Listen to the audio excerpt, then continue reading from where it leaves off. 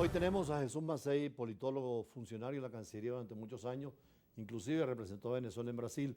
Comentábamos en el editorial de una situación complicada en Colombia, de un embajador que entró a un mitin político y tomó los colores del partido. Y la Convención de Viena es muy clara, tú que has tenido experiencia diplomática, en que un embajador tiene que estar neutro en el país donde está, ni con uno, ni con otro, ni con nadie, simplemente desempeñando la función del Estado. Y no inmiscuirse en los asuntos internos del Estado y sobre todo no inmiscuirse en política interna activa. Eso es muy delicado, ¿no? Eso es lo que Aparte que dice es la una Convención. violación de la Convención de Viena de Relaciones Que es Diplomáticas. lo primero que estudia en las carreras diplomáticas, la Convención de Viena de Eh, 1961, que es muy clara, ¿no? exactamente, Y exactamente. además eso entorpece las relaciones en los países. Sí. Es como si en Estados Unidos cualquier embajada o en Inglaterra participaran frente a alguna manifestación política, cualquier diplomático estaría al margen del derecho internacional. Sí, y además con la situación tan delicada que hay en Nicaragua, que hoy en día no es una democracia, eso es una No, y autocracia. además, sobre todo, que el jueves hay una decisión de la Corte Internacional de Justicia donde Colombia está enfrentada a Nicaragua precisamente desconociendo algunos de los criterios de Nicaragua sobre el tema de las islas que tiene Colombia en el Caribe y la delimitación marítima. Exactamente, las islas de San Andrés. Yo, por cierto, ese caso lo estuve siguiendo cuando fui funcionario de la Dirección de Fronteras hace más de 10 años, ¿no? En la Cancillería En la venezolana. Cancillería venezolana. Sí, se le hizo seguimiento por haciéndolo cambiable con el tema de la delimitación de las áreas marinas y submarinas, el tema de Colombia, que eso ahorita está en un silencio absoluto. Pero que es un tema también jurídico y político, además dentro de la estratégico, diplomacia, militar. estratégico para ambos países. De todas maneras, ¿qué podemos decir hoy de Brasil? Que Lula se ha convertido en una especie de mediador en todos los conflictos y con muchísima fuerza, sobre todo frente a los países como China, Rusia, Estados Unidos y la Unión Europea. Bueno, Lula se ha planteado tener una actividad internacional mucho más activa, ¿no? Entonces, claro, en un contexto internacional, político, histórico totalmente diferente, pero una diplomacia presidencial mucho más activa. O sea, va más allá de que el jefe de Estado o el jefe de gobierno esté no solamente en actos protocolarios, sino que esté tomando decisiones, inmiscuirse en negociaciones internacionales, planificando, guiando la política internacional, y eso es lo que está haciendo Lula, ¿no? Ahora es una escuela muy tradicional, la Cancillería brasileña con Itamaraty, ¿no? Sí, es muy tradicional y claro, tiene un peso y una tradición fuertemente. Claro, ese es el legado del Barón de Río Branco, que es el patrono de la diplomacia brasileña. Como por ejemplo en el caso venezolano, nuestro patrono debería ser nuestro primer canciller, que fue Juan Germán Rocio, por ejemplo. Que hay que hacer en homenaje a Rocio porque además fue el redactor de la primera constitución de Venezuela, Exactamente, ¿no? Exactamente, de la primera constitución hispanoamericana. Entonces, volviendo al caso de Brasil, querido embajador, querido Julio, entonces Lula está teniendo un protagonismo en temas tanto bilaterales como en temas multilaterales. En los temas bilaterales, bueno, Venezuela, Colombia, la Argentina, temas multilaterales, el tema del Mercosur, el grupo de los BRICS, estuvo invitado en la reunión del grupo del G7 y ahorita viene la reunión del Tratado de Cooperación Amazónica en agosto, que va a ser una reunión muy importante porque se va a ver las diferentes dimensiones de la problemática de la Amazonía en Sudamérica, con los 8 países que tienen involucramiento en esa área, y después, fundamentalmente, en la reunión del G20, que este año le toca organizarla a la India, porque el año que viene esa reunión la va a organizar Brasil y va a ser muy importante. Ahora hubo una reunión preparatoria para el tema de la Amazonía que comparten varios países de América Latina, de Sudamérica, y en ese sentido creo que el cambio es total frente a lo que hacía Bolsonaro y lo que Lula está tratando de hacer en materia ecológica y ambiental. Sí, porque la Amazonía no solamente es un tema,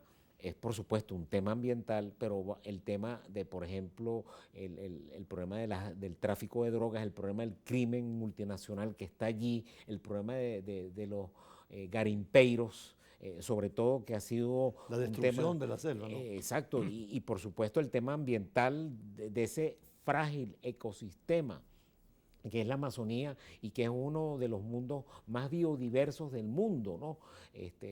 Tiene grandes riquezas lacustres, vegetales y animales que son un reservorio para la humanidad, ¿no? Ahora Brasil con Lula Vi que la ministra era una candidata presidencial anteriormente, lo enfrentó María Silva, pero está haciendo una labor extraordinaria dentro de una amplitud y en la defensa fundamentalmente de esos retos ecológicos. Sí, ella ya fue ministra del Ambiente con Lula. Después ella tuvo un rompimiento político con el PT, pero volvió en esta gran coalición que se formó en Brasil para enfrentar al bolsonarismo, ¿no? Y bueno, es la actual ministra del Ambiente, ¿no? Y ahí ella está haciendo un papel, y ella conoce el tema del ambiente, ella conoce el tema del ambiente. Ahora, ¿la justicia cómo está actuando en el caso del presidente Bolsonaro, expresidente de Brasil?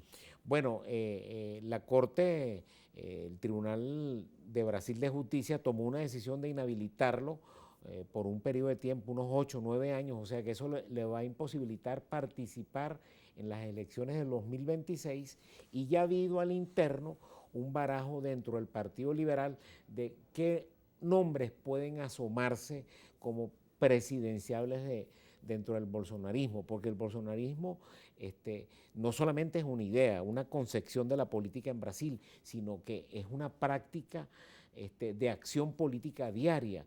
Entonces se mencionan entre otros a Tarcisio de Freitas, que es el gobernador de Sao Paulo, que es el que creo yo que tiene más posibilidades.